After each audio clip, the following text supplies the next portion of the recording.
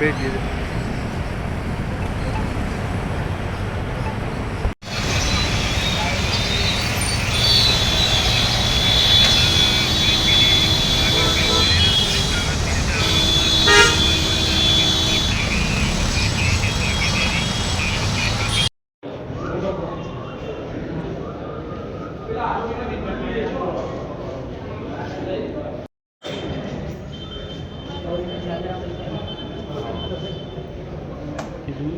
आगे चले जाना।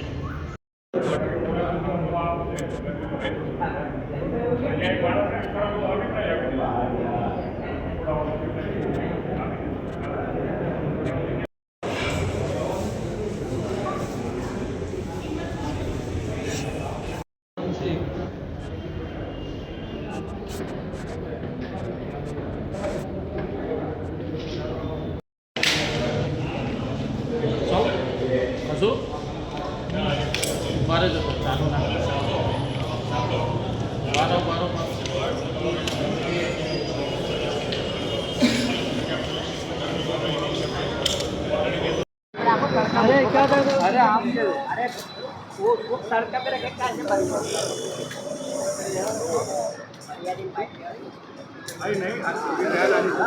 इस वक्त मैं खड़ा हूँ जुआपुरा में। आप देख सकते हैं हमारे पीछे अल सुगरा करके एक दुकान है। इसमें कुछ दिनों पहले चोरों ने रात 3 बजे इसका शटर तोड़ के कुछ कीमती पंछियों को उड़ा ले गए थे।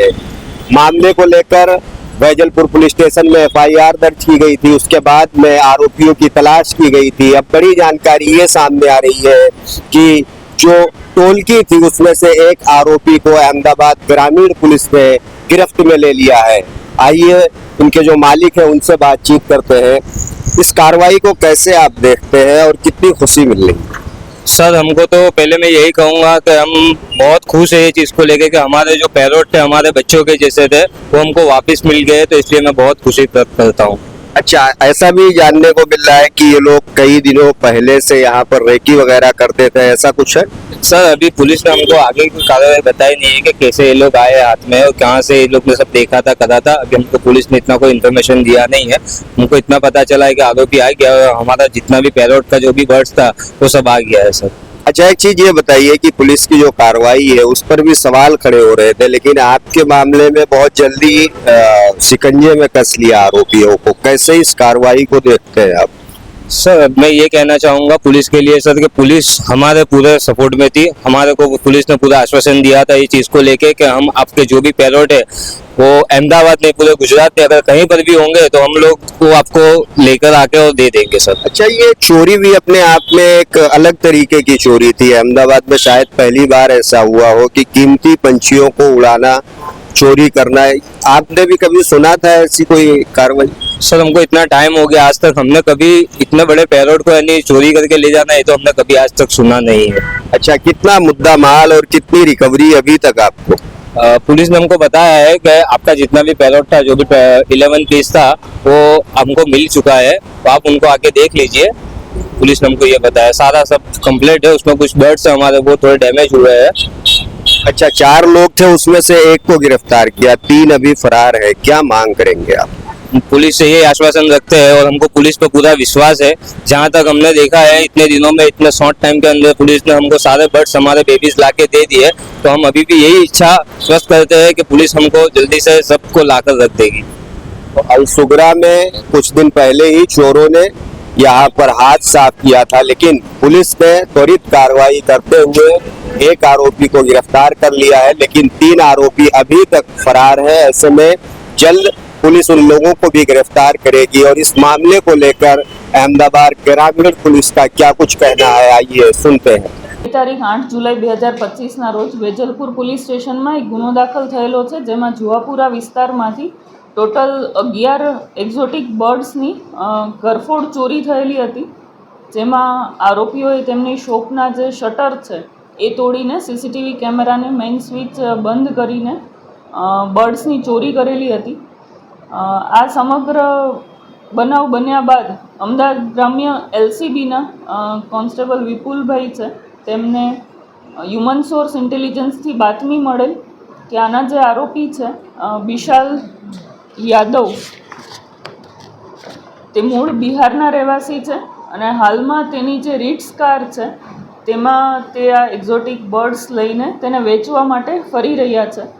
આ બાતમી આધારે અમદાવાદ ગ્રામ્ય એલસીબીની ટીમ તાત્કાલિક તે બાતમી હકીકતના આધારે આરોપીને પકડવા માટે નીકળેલ હતી અને અસલાલી વિસ્તારમાંથી તેમને આ બાતમી હકીકતવાળી રીટ્સ ગાડી અને આરોપી વિશાલ સાથે ટોટલ 11 એક્ઝોટિક બર્ડ્સ જેની જુહાપુરા વિસ્તારમાંથી ચોરી થયેલ હતી તે મળી આવેલ હતા.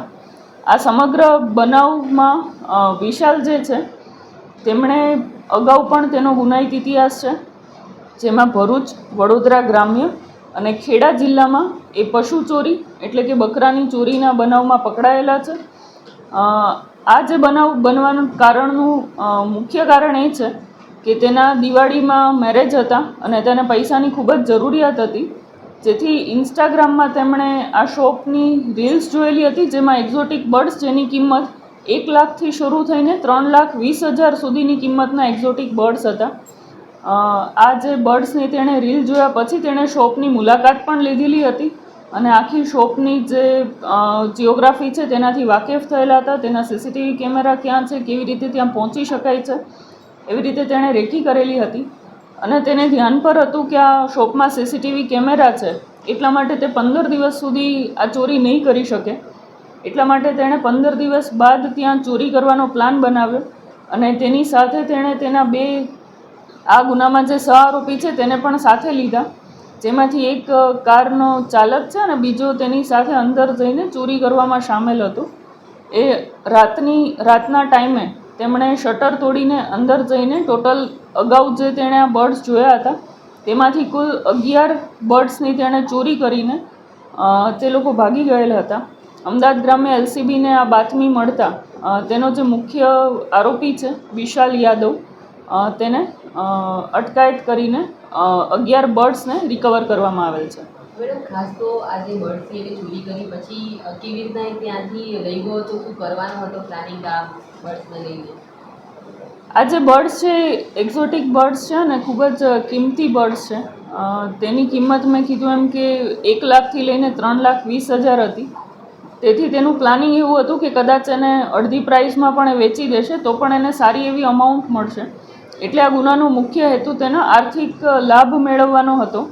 તે થોડી નડિયાદમાં એક લાકડાની ફેક્ટરીમાં કામ કરે છે અને દિવાળીમાં એના મેરેજ હતા એટલે એને પૈસાની ખૂબ જ જરૂરિયાત હતી અને આ આર્થિક લાભ મેળવવા સારું તેણે આ બર્ડ્સની ચોરી કરવાનો પ્લાન બનાવેલો હતો.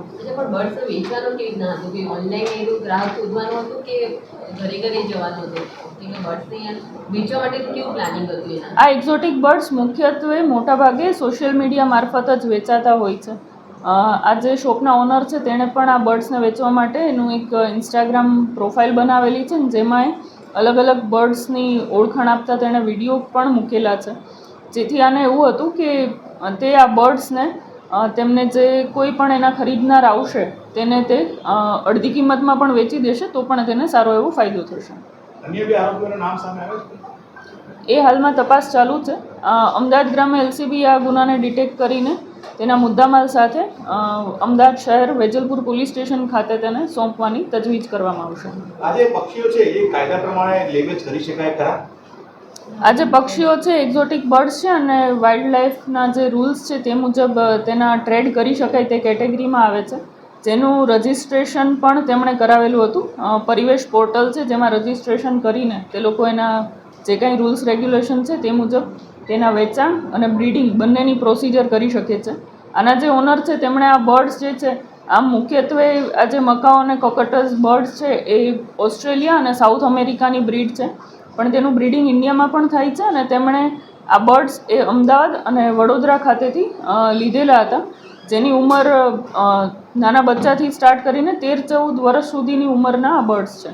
8 તારીખે ચોરી થઈ હતી તો આ 4 દિવસ એને ગાડીમાં જ રાખ્યા હતા પક્ષીઓ કે ક્યાંક રાખ્યા હતા કોઈ જગ્યાએ? ના, આ પક્ષીઓને તેણે ગાડીમાં નહોતા રાખ્યા. સૌપ્રથમ તો તેણે આ પક્ષીઓ લઈને એ પોતાનો એક અલગ જગ્યાએ ત્યાં લઈ ગયો હતો. ત્યાં તેણે બર્ડ્સને થોડા દિવસ માટે રાખ્યા હતા, જેથી તાત્કાલિક આ જે ગુનો બન્યો તેમાં તે ધ્યાન પર ના આવે અને 2 દિવસ બાદ તેણે આ બર્ડ્સને કાઢીને વેચવા માટેની તજવીજ કરેલી હતી.